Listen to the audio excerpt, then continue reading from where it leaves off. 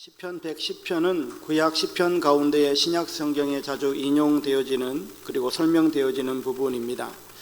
특별히 오늘은 1절 말씀을 중심으로 말씀을 나눌 건데요.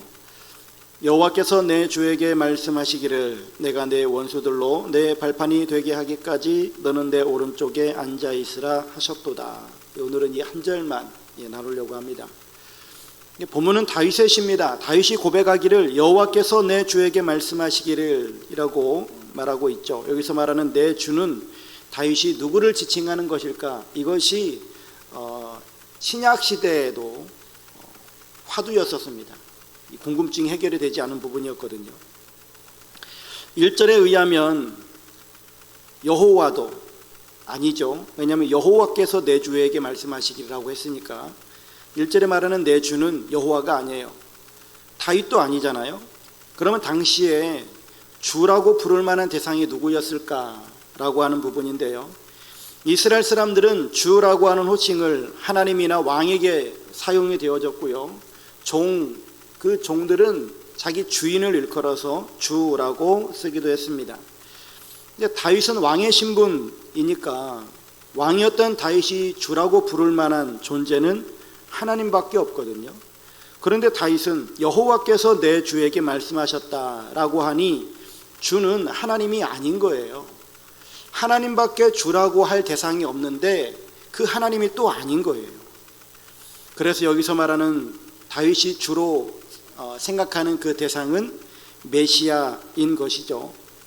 그런데 그 하나님이 보내시는 메시아가 누구냐 하는 이제 문제가 생겨지게 되어지는 겁니다. 사실 유대인들 중에 메시아가 다윗의 자손으로 나실 것을 모르는 사람은 없습니다. 다 다윗의 자손으로 나실 것을 알아요. 하지만 메시아는 인간일 뿐이다 라고 하는 생각을 갖습니다. 왜냐하면 다윗의 자손 중에 누군가가 메시아가 날 거니까 그 메시아는 인간인 거예요. 이런 생각밖에 할 수가 없는 거죠. 왜냐하면 당시에 신이 육신의 몸을 입고 이 땅에 오셔서 인간이 되신다라고 하는 것은 그런 개념 자체가 없으니까요. 그러니 모든 이스라엘 사람들은 하나님께서 보내시는 메시아가 올 텐데 그 메시아는 인간이다, 다윗의 후손이다 라고 하는 생각만 가지고 살아가던 시대인 겁니다. 그런데 그런 생각을 가지고 있는 그 사람들에게 하나님께서 친히 육신이 돼서 이 땅에 오셔가지고 인류의 모든 죄를 짊어지고 죽는다? 이런 생각은 없는 거예요. 이런 생각, 이런 사고 자체가 그들에게 없어요. 그들에게 하나님께서 보내실 메시아는 자기들의 인류의 죄를 짊어지고 죽는 그런 메시아가 아니라 자기네 나라를 로마로부터 해방할 그런 메시아를 그들은 찾고 기다리고 있었다라고 하는 겁니다.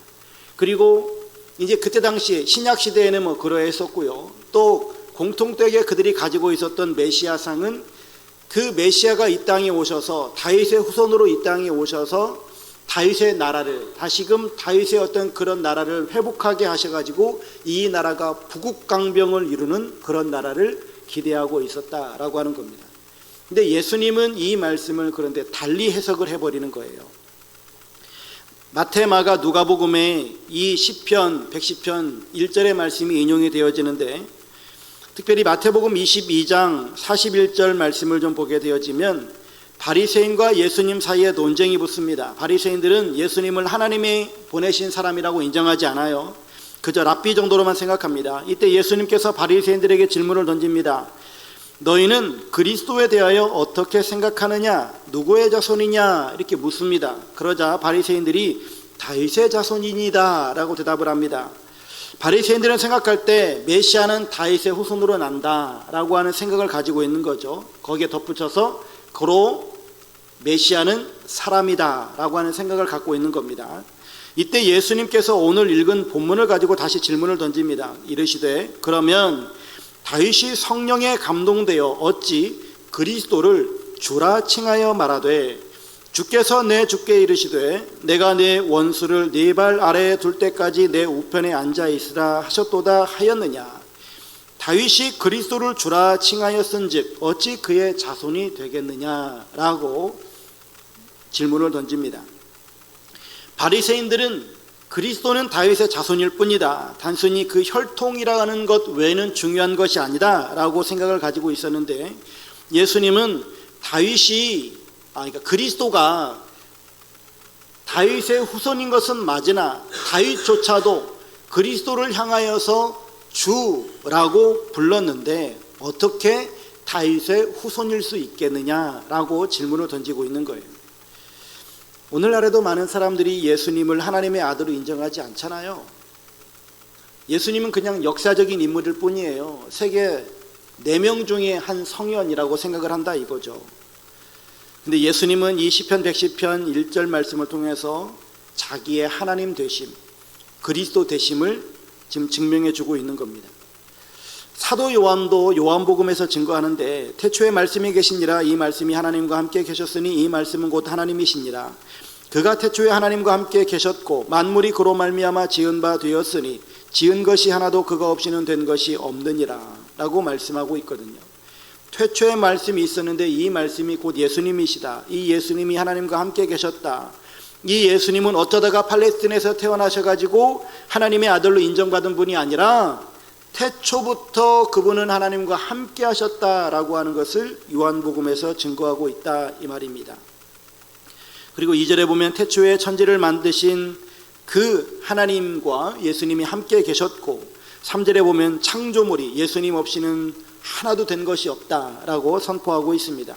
정리하면 예수님은 보통 사람들과는 전혀 다른 단순한 다윗의 자손이 아니라 다윗이 주로 고백했던 바로 그분이다라고 하는 사실을 말해주고 있는 것이죠. 그러면서 1절 하반절에 보게 되어지면, 오늘 본문 1절 하반절에 내가 내 원수들로 내 발판이 되게 하기까지 너는 내 오른쪽에 앉아있으라 하셨도다 라고 말씀해주고 있습니다.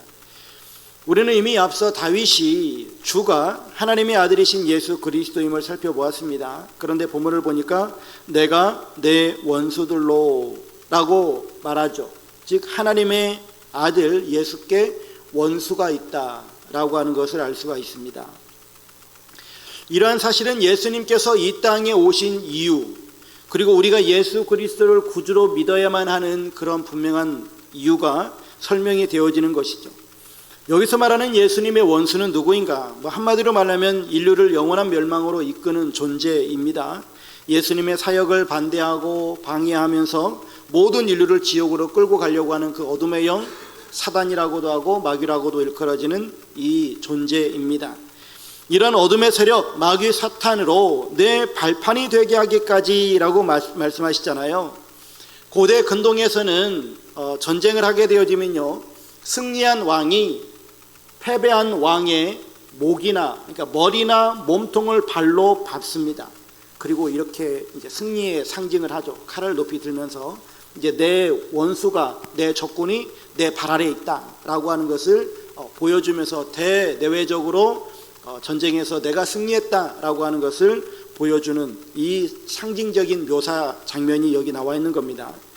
이것처럼 하나님께서 약속하시는 겁니다. 내가 네 원수들, 즉 어둠의 세력 마귀 사탄, 하나님의 자녀들을 올가매고 구원받지 못하게 하고 하나님의 자녀가 못하게 되게 하는 이 어둠의 세력들을 다 밟아 뭉개시겠다라고 약속해 주고 있는 겁니다. 그런데 예수 그리스도께서 어둠의 영 사단 마귀를 이렇게 이기셨는데, 이 예수님께서 이기신 이 어둠의 영들은 단순히 예수님의 승리로만 끝나는 것이 아니라 이 예수님의 이 승리를 우리에게 공히 나누어 주시겠다라고 말씀하고 있는 겁니다. 베드로전서 1장 3, 4절에 보면 우리 주 예수 그리스도의 아버지 하나님을 찬송하리로다.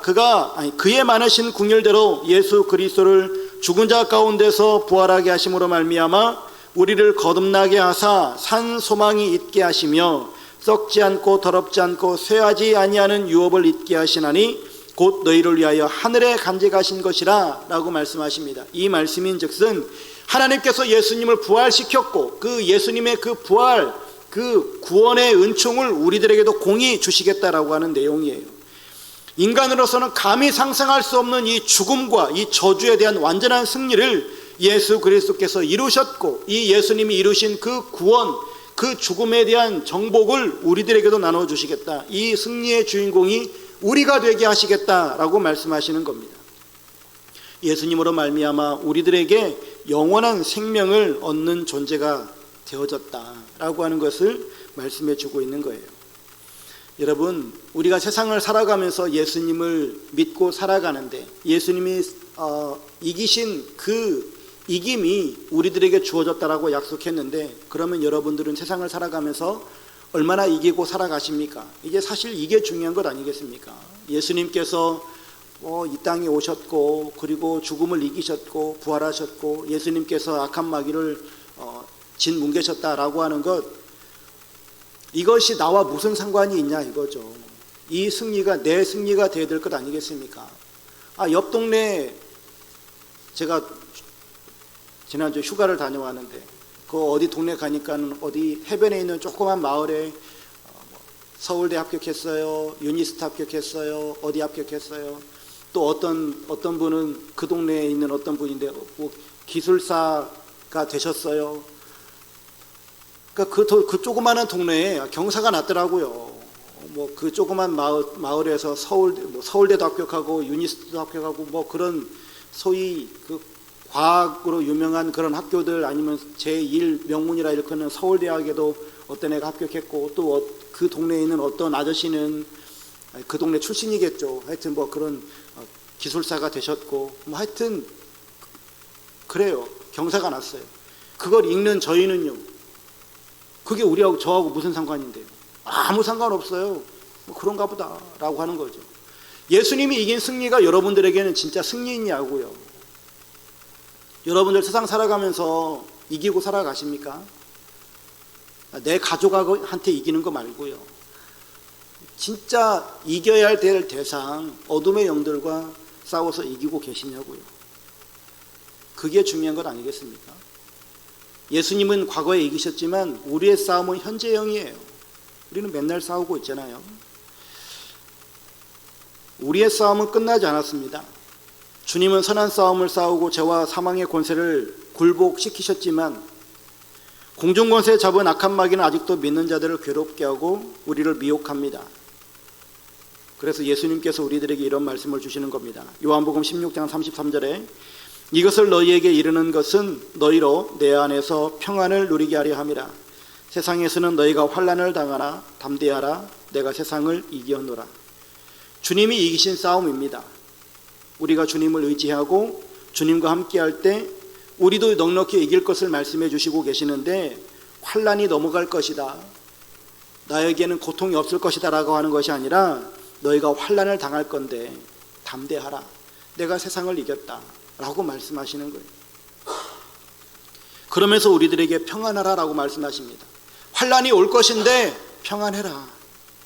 당연히 와야 될 것이 오는 것이다. 오지 않아야 될 것이 오는 것이 아니라 당연히 와야 될 것이 오는 것이다 라고 말씀하시는 거예요. 그러면서 로마서 16장 20절 말씀에 평강이 하나님께서 속히 사단을 너희 발 아래에서 상하게 하시리라. 우리 주 예수의 은혜가 너희에게 있을지어다 라고 말씀합니다. 우리도 평소에 살아가면서 예수님이 나의 구주이심을 믿고 고백하며 살아갑니다. 그런데 그 사실이 과연 여러분들에게 얼마만큼 큰 힘이 되어지고 의지가 되어지시느냐라고 하는 거예요. 예수님이 나의 구주인 것과 내가 먹고 사는 문제에 있어서 이게 무슨 상관이 있느냐라고 하는 겁니다.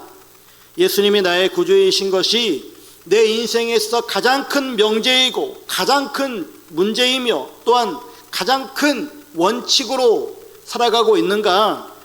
아니면 예수님이 그리스도이신 것은 알겠는데 내 인생에서 그것이 가장 큰 명제도 아니고 가장 중요한 문제도 아니야. 그냥 내가 시간 있을 때, 아니면 내가 열심히 예수님을 믿는 그런 종교적 행위는 하겠지만 내가 세상을 살아가는 내 삶의 원칙은 돈이고 아니면 내 생각이고 내 방법이고 세상의 어떤 그런 방법들이다라고 할 것이냐, 아니면 진짜 예수님이 말씀하신 그 방법대로 내가 세상을 살아갈 것이냐, 이것이 우리의 과제이고 우리의 관건 아니겠습니까?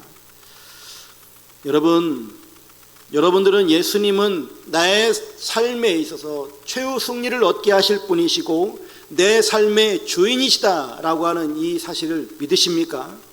그래서 다시 한번 우리 인생의 방향을, 우리 인생의 근간을 예수님께로 두고자 하는 이런 결단과 함께 세상 속에 살아가면서 나는 예수님으로 만족하며 살겠습니다라고 고백하며 사실 수 있겠느냐라고 하는 거예요. 내가 요즘 직장 생활에서 잘 나가든 잘 나가지 못하든 내 자녀가 내 말을 잘 듣든 안 듣든 그게 문제가 아니라 내가 믿는 분이 누구인가, 나를 인도해 가시는 분이 누구인가라고 하는 명확한 예수님에 대한 믿음을 가지고 그 예수님께서 내 삶을 최후 승리로 인도하실 것이고 나를 보호하시고 인도하시며 동행해 주시는 분이다라고 하는 이 사실을 믿음으로 고백하며 살아갈 수 있겠느냐라고 하는 겁니다. 그분이 바로 예수님, 나의 구주이신 그리스도임을 믿고 하나님의 아들이신 그 예수 그리스도를 기억하고 믿으며 신앙생활할 수 있겠느냐라고 하는 것이죠. 많은 그리스도인들이 예수님을 내 삶을 조금 잘되게 도와주시는 분으로 생각하는 경향들이 많아요. 예수님을 나에게 복 주시는 분으로 생각하는 경향들이 많아요. 내일 새벽에 111편을 나누고 그 다음에 112편을 나눌 텐데 이 두 장의 성경 속에서 우리들에게 하나님께서 정직한 자에게 주실 복들에 대해서 설명들을 쭉 하거든요. 근데 과거 구약 성경에서 말하는 복이라고 하는 것은 전부 다 땅의 복이잖아요. 땅을 차지할 것이다, 너희들의 자녀가 잘 될 것이다, 부귀 영화를 누릴 것이다 라고 하는 내용들이잖아요. 그러다 보니까 우리 믿는 자들이 가지고 있는 하나님에 대한 복을 가지고 이 땅에 대한 복으로 생각하는 경향들이 많거든요. 그런데 내 인생을 조금 잘되게 하고 내가 세상 속에서 승승장구하는 이런 복, 물론 이것도 복이 되어질 수 있겠죠. 그러나 내 인생을 완전히 뒤바꾸시는 분, 은혜와 진리가 충만하여서 내 삶을 은혜와 진리로 이끄시는 분, 태초부터 계셨고 진리의 말씀으로 계셨던 그분이 내 삶 속에 말씀으로 찾아오셔서 말씀으로 인도해 주고 내 삶을 이 땅에서 좀 잘 나가게 하는 그 정도가 아니라 저 영원한 나라를 사모하게 하고 이 땅을 바라보는 눈이 아닌 정말 시력이 좋아져가지고 저 영원한 나라까지 바라볼 수 있는 그러한 시력을 회복하게 하시는 그 예수님을 바로 믿고 바르게 살아가야 될 줄로 믿습니다. 출애굽한 이스라엘 백성들에게 하나님께서 모세를 통해서 주시는 말씀이 있어요. 앞에는 홍해바다가 있고 뒤에는 이집트 군대가 쫓아오고 있는데 이스라엘 백성들이 할 수 있는 게 아무것도 없는 거예요. 그때 하나님께서 모세를 통해서 주시는 말씀이 있습니다. 모세가 백성에게 이르되 너희는 두려워하지 말고 가만히 서서 여호와께서 오늘 너희를 위하여 행하시는 구원을 보라 라고 말씀하세요. 하나님을 믿는 믿음이 있는데 하나님을 믿는 그 믿음 안에 살아가고 있는 그 백성들에게 하나님께서 주시는 말씀이 너희는 두려워하지 말고 가만히 서서 여호와께서 오늘 너희를 위하여 행하시는 구원을 보라 라고 말씀하세요. 여기서 정말 중요한 것은 뭐냐면 가만히 서서예요. 가만히 서서. 너희는 가만히 서서. 여러분, 가만히 쓴다라고 하는 것은 그냥 하나님이 어떻게 하는가 보자 라고 팔짱 끼고 있으라는 말이 아니에요. 여기서 말하는 가만히 서서라고 하는 것은 네 포지션을 정하라라고 하는 거예요. 너 어디에 설래? 너 이쪽에 설래? 이쪽에 설래? 너 하나님 편에 설래? 아니면 세상 편에 설래? 이걸 하나님께서 정하라는 거예요. 가만히 서서. 그 말은 너는 어느 편에 설래? 라고 하는 거예요. 여러분들은 어느 편에 서시겠습니까? 여러분들에게 예를 들어서 그냥 극단적으로 하나의 예를 든다면 너 예수 믿을래? 아니면 죽을래? 너한테 100억을 줄 테니까 너 예수를 거절할래? 뭐 이런 식인 거예요. 옛날 여러 역사에서 많이들 했었던 그런 일들인데 예수님의 초상화를 밑에다 놓고 예수님의 초상화를 밟고 가는 자는 살고 예수님의 초상화를 비껴가는 자는 다 죽여버리는, 이거 과거에 있었던 일들이잖아요. 그런 일들이 일어날 때 여러분들은 어떻게 하시겠습니까? 초상화를 밟고 사시겠습니까? 초상화를 비켜가서 여러분 죽으시겠습니까? 옛날 일본에서는 해안가에다가 기둥을 박아놓고 그 해안가에다가 사람을 매달아 버려요. 묶어 놓습니다. 밀물 들어오면 그냥 익사하는 거죠. 그렇게 죽이는 방법들, 뭐 불에 태워 죽이기도 하고 여러 역사적인 사실들이 많아요. 여러분들 같으면 어떻게 결정하시겠습니까? 이 가만히 서서라고 하는 것은 내 위치를 잡는 거예요. 하나님 편에 설 것인가, 아니면 세상의 편에 설 것인가, 원수의 편에 설 것인가 라고 하는 거죠. 적군의 편에 서지 말고 하나님 편에 서라 라고 하는 것이 바로 이 가만히 서서예요. 예수님께서도 같은 의미의 말씀을 요한복음 15장 4절에 주십니다. 내 안에 거하라. 나도 너희 안에 거하리라.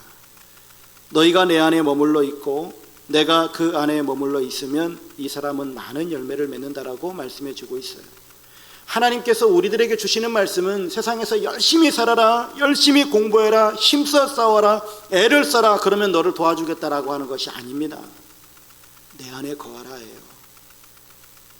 그러면 내 오른쪽에 앉게 되어질 것이고 내 원수의 머리를 밟을 것이다라고 말씀해 주고 있는 겁니다. 예수님은 하나님 우편에 계시면서 우리를 위해서 중보하고 계시고 우리를 도우시고 우리를 바른 길로 인도하실 겁니다. 그 주님을 견고히 믿고 나아가길 소망하신다면 하나님께서 우리의 삶 가운데 주인이 되어주시고 내 삶의 모든 것들을 인도하실 것을 믿으며 주님을 온전히 신뢰하며 나아가실 수 있는 여러분들의 삶이 되시기를 주의 이름으로 축원합니다. 하나님을 진정 믿는 성도된 우리는 세상 사람들이 살아가는 삶의 방식과는 달라야 된다라고 하는 것이죠. 삶에 보이는 태도와 방식이 다를 수밖에 없는 이유는 하나님을 믿기 때문이에요. 하나님을 신뢰하는 믿음이 있기 때문에 그러합니다. 여러분, 세상에 가짜 왕과 무능한 지도자와 거짓 선지자와 뭐 어떤 땡땡 스승이라고 하는 사람과 어떤 법사들이 우리나라에서도 지금 활개를 치고 있어요. 그런데 우리가 믿고 있는 예수님, 만왕의 왕이신 예수님은 우리를 영생으로 이끌고 우리에게 진정한 복을 주시는 분이다. 그리고 그분은 우리에게 있는 이 어려움들, 그 모든 것들을 이기게 하시는 분이시고 또한 우리에게서 다가오고 있는 그 많은 어려움과 환난이 있겠으나 그 모든 것들을 평안 가운데 이기게 하실, 하나님께서 이기게 하심을 친히 볼 수 있도록 우리에게 믿음을 더하시는 분이시다라고 하는 사실을 보여주고 계십니다. 여러분, 오늘도 우리가 대림절 마지막 주일을 보내면서 예수님이 어떠한 분인가, 예수님이 만왕의 왕이시고 나의 주가 되심을 여러분 그냥 입술로 고백뿐이 아니라 내 삶으로 증명해 내실 수 있는, 정말 예수님만이 만왕의 왕이십니다. 예수님만이 나의 주님이십니다. 나는 세상 것을 바라보고 살아가는 사람이 아니라 진정 예수님을 바라보고 살아가는 사람입니다. 예수님만이 내 삶의 전부입니다라고 고백하고 인정하고 살아가실 수 있는 여러분들의 삶이 되실 수 있기를 주의 이름으로 축원합니다. 오늘 말씀을 좀 정리를 하면요, 예수님은 누구십니까? 만왕의 왕이시고 나의 주이십니다. 예수님은 나의 삶을 최후 승리로 인도해 가시는 나의 삶의 주인이시고요, 그 주님께서 우리들에게 질문을 던지세요. 너는 세상의 편에 설래? 하나님의 편에 설래? 우리는 모든 역사는 하나님이 하신다라고 하는 이 믿음을 가지고 하나님만을 신뢰하며 살아갈 수 있는 우리 모든 성도들 될 수 있기를 주의 이름으로 축원합니다.